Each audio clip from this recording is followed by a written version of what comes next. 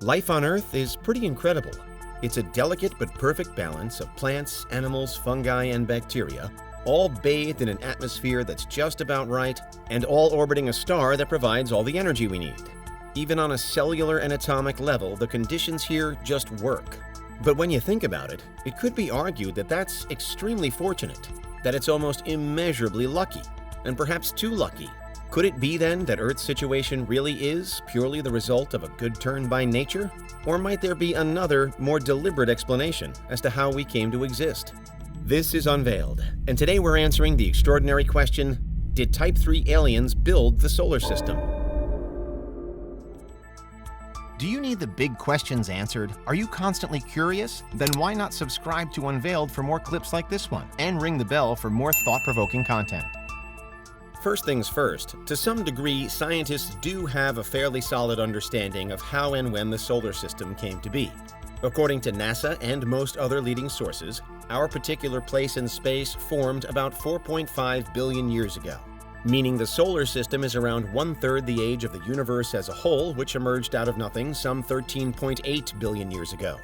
The formative point for the solar system is interesting though, not least because there's some vagueness as to how it actually happened. According to most models, the solar system formed from a one-time random and dense cloud of gas and dust. This frankly massive cloud had seemingly been cruising through the abyss between other stars and objects for a long time, picking up more and more matter as it went, until it eventually collapsed in on itself. This collapse may have been caused by the shock waves of a nearby and suitably immense supernova, after which all of the dust and gas in the one-time cloud compacted and compacted and compacted, until at the center of it all there emerged a star, our Sun, which began fusing hydrogen into helium and beaming out energy in all directions. Over the next few 100 million years or so, the planets gradually formed around the Sun. Their orbits took shape, their own characteristics set in. The inner Rockies, including Earth, the gas and ice giants further out, the asteroid belt in between, and the countless other moons, bits of rock, dwarf planets, etc., all the way up to the present day and the current conditions. Ultimately, all of that is scientifically accepted. Thanks to the incredible technologies available to us today, including most recently the James Webb Space Telescope, we really can retrace cosmic history with confidence and accuracy. But then there are always other models and theories out there which offer a new spin on the same information. And there are always some lesser understood aspects of cosmic hypotheses which open the door for alternative ideas. On the original Kardashev scale, as devised by Nikolai Kardashev in the 1960s, Type III was the highest level possible, while at Type I, a hypothetically advanced civilization will have harnessed all the energy potential of its home planet, and at Type II it will have claimed the energy potential of its home star system. At Type III, we're dealing with a truly seismic force. Type IIIs have all the energy of their home galaxy within their power and control. In practice, this means that they can comfortably survive outside of that home galaxy too, seeing as they have things like light-speed intergalactic travel, probable wormholes, and individual immortality to fall back on. Many interpretations of Kardashev's vision gave Type III certain other key skills as well though, including full world creation and telekinesis on a planetary scale. Importantly, right now in the modern day, we have no confirmed evidence of even basic alien life, let alone of vast and sprawling advanced societies. But these proposed Type III superpowers in particular can still lead us down a heady, hypothetical path.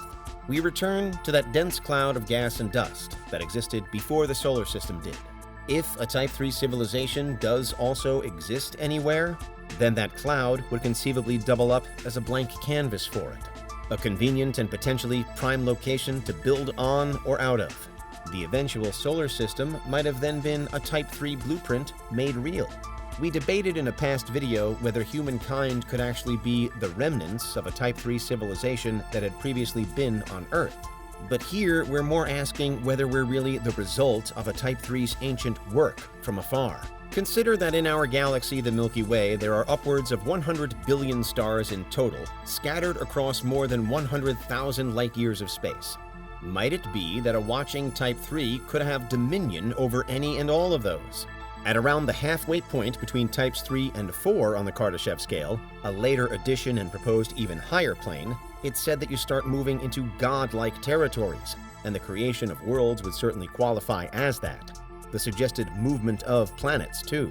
If Type 3s really can operate at this mind-blowing level, then would it be such a surprise if one of them were to put all it knows to good use by creating our solar system in particular?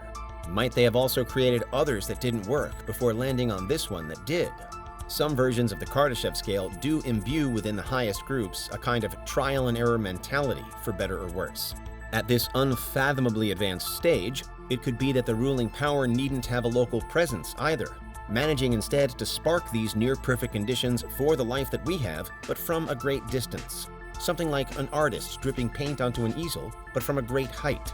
As to whether or not that creator or artist could ever truly care about their paint drips being so far removed is another somewhat worrying problem.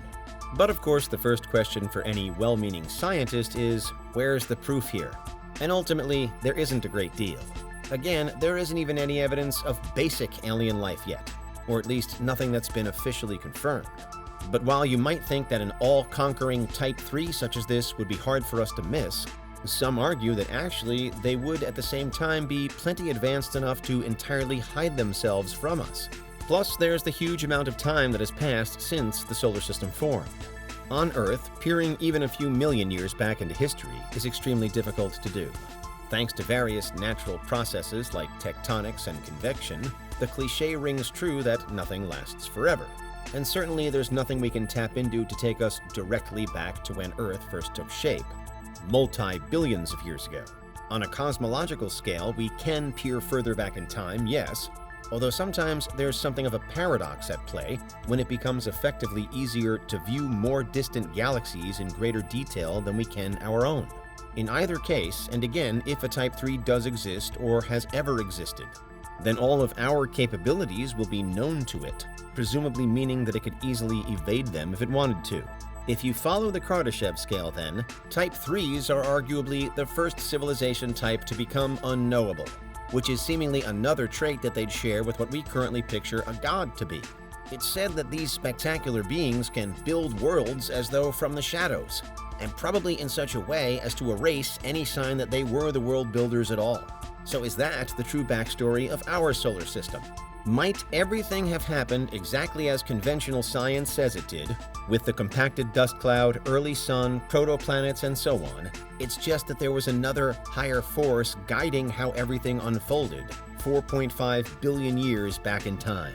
Clearly, without any irrefutable evidence, the answer has to remain no. Type 3 aliens didn't build the solar system. As with most everything else about the Kardashev scale, this is a thought experiment first and foremost, and not a tried and tested groundbreaking model for reality itself. But still, what's your verdict? Do you believe that a Type 3 civilization is possible? And if it is, then could there already be one in existence? And might it already be calling the shots?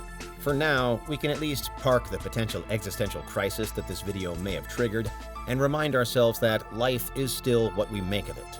Hidden Type 3 overlords or not, that delicate balance of planet Earth remains there for us all to see and to enjoy. What do you think? Is there anything we missed? Let us know in the comments. Check out these other clips from Unveiled, and make sure you subscribe and ring the bell for our latest content.